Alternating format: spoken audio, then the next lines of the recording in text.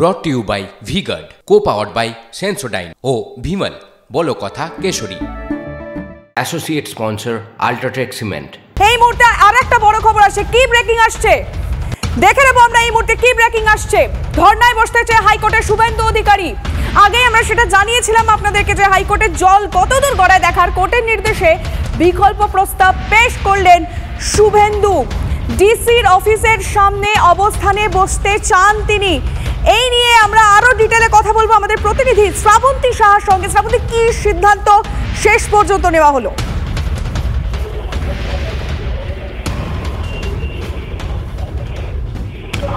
দেখো, ভোট পরবর্তী সন্ত্রাসে যে সমস্ত আক্রান্ত ব্যক্তিরা রয়েছেন তাদের নিয়ে আগেই অবস্থানে বসবেন বলে জানিয়েছিলেন শুভেন্দু অধিকারী। প্রথমে ঠিক ছিল যে তিনি রাজভবনের সামনে বসবেন, কিন্তু আজকে তিনি বিচারপতির কাছে গিয়ে প্রস্তাব দেন যে রাজভবন নয়, একেবারে সরাসরি রাজ্য পুলিশের ডিজির দপ্তরের সামনে তারা অবস্থান করতে চান।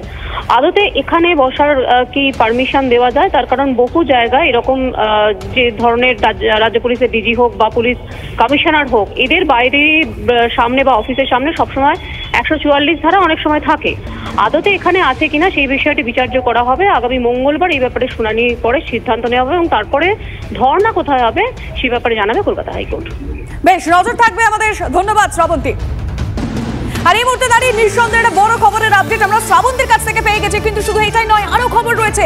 দুপুর 1টায় ব্যাক টু ব্যাক সমস্ত ব্রেকিং নিউজ আমরা আপনাদের জানিয়ে থাকি। কাশ কলকাতা ও সল্ট লেকে সরকারি জমি দখল, ক্ষুব্ধ মুখ্যমন্ত্রী। কেন কেন ক্ষুব্ধ মুখ্যমন্ত্রী? ডিটেল জানাবো আপনাদের। প্রশাসনিক বৈঠকে বেজায় চটলেন তিনি। তোপে পুলিশ কমিশনার।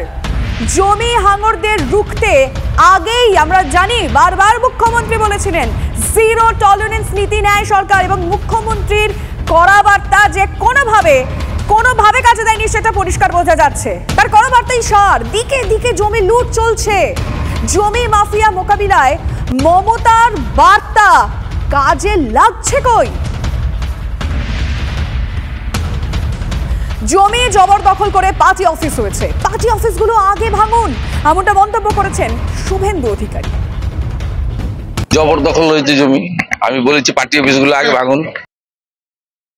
জবরদখল হয়েছে জমি, আমি বলেছি পার্টি অফিসগুলো আগে ভাঙুন। শ্রমিক ভট্টাচার্য বিজেপি নেতা কি বলেছেন তিনি এই বিষয় নিয়ে শোনাবো আপনাদের।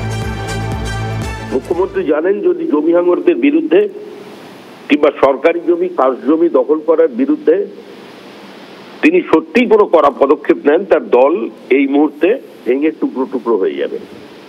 এই যে কাউন্সিলর হওয়ার জন্য কোটি কোটি টাকা উপঢৌকন দিয়ে কাউন্সিলর হয়, কিসের জন্য?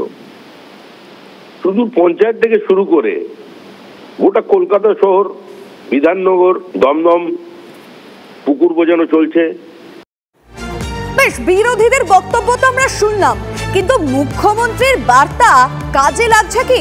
আচ্ছা, কলকাতাতেই দেখুন না, জেলা তো পরে, কলকাতার অবস্থা দেখাই আপনাদের, তাহলেই বুঝবেন যে আদৌ কিছু হচ্ছে কিনা।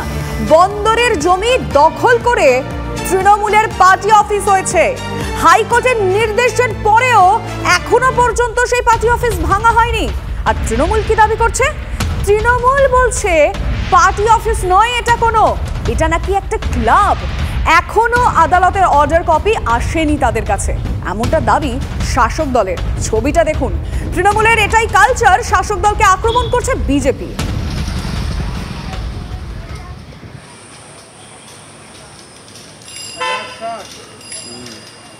বরগলানো হচ্ছে কি পার্টি অফিস আছে, কার্যালয় আছে রাজনৈতিক দলের, কিন্তু এটা পার্টি অফিস না, এটা হচ্ছে সোশ্যাল ওয়ার্কের জন্য।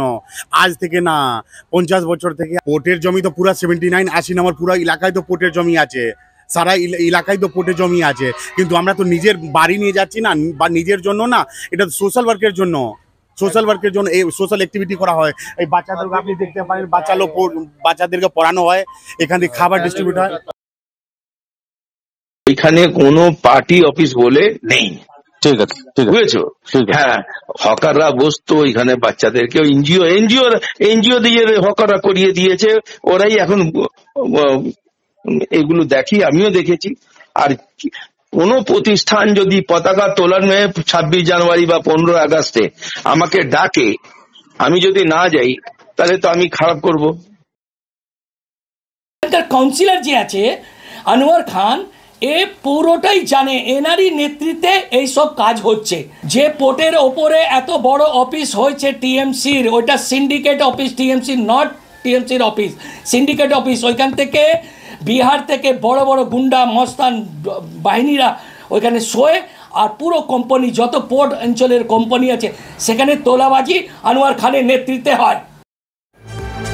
অন্যদিকে পুকুর ভরাট করে দখলদারের অভিযোগ তৃণমূল পঞ্চায়েত প্রধানের স্বামীর বিরুদ্ধে। মুর্শিদাবাদের ভরতপুরের 2 নম্বর ব্লকের মালিহাটি কান্দ্রা গ্রাম পঞ্চায়েতের তৃণমূল অঞ্চল সভাপতি রেজাউলের বিরুদ্ধে সরকারি খাস জমি দখলের অভিযোগ। সালারের রায়গ্রাম মোড়ে প্রায় 4.5 বিঘা জমি দখলের অভিযোগ করছে।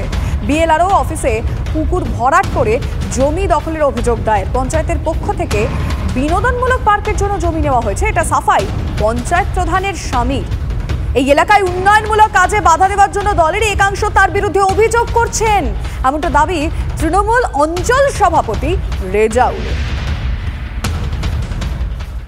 প্রধানের মানে স্বামী, ওনার নেতৃত্বে এখানকার গ্রাম পঞ্চায়েতের মেম্বার রায়গ্রাম বাড়ি শ্রীমন্ত ঘোষ, এবং একটা কপ ডাক্তার আছে হেমন্ত ঘোষ, এবং একটা সিভিক ভলেন্টিয়ার বিপ্লব ঘোষ, এদের নেতৃত্বে পরশু থেকে মানে অবাধভাবে ভরাট চলছে। এই নিয়ে এলাকার সাধারণ মানুষ ভয়ে মুখ খুলতে পারছে না হয়তো। আমরা অভিযোগ করেছি, আমাদের কাছে রিসিভ কপিও আছে। এই জায়গাটা দীর্ঘদিন ধরে বেদখল হতে চলেছিল। তো আমরা যখন আমাদের এক্সিকিউটিভ এবং সেক্রেটারির সঙ্গে আলোচনা করি যে আমাদের এখানে একটা ভালো ডেভেলপমেন্টের জন্য বাচ্চাদের যদি একটা বিনোদন পার্ক করা যায় তা কেমন হয়, তখন আমাকে বলা হয়েছিল যে আপনি যদি ল্যান্ড দিতে পারেন তা হবে। তখন আমরা দেখি এখানে আমার 43 ডিসিমল একটা জায়গা এখানে একটা মানে পড়ে আছে, বাঁধ পড়ে আছে, কোনো রাত্রের অন্ধকারে নয়, দিনের আলোতে এখানে আমার মেম্বাররা প্রেজেন্ট আছে। সকলকে সঙ্গে করে নিয়ে আমরা এখানে দিনের আলোতে সুন্দরভাবে, যেহেতু এটা সরকারি ল্যান্ড, বিনোদন পার্ক হয়। তো উনি আমাকে জিজ্ঞাসা করেছেন এবং আমার জায়গা বাদ দিয়েই উনি সবটা করছেন। Brought to you by V-Guard, co-powered by Sensodyne ও ভিমল, বলো কথা কেশরী। Associate sponsor UltraTech cement.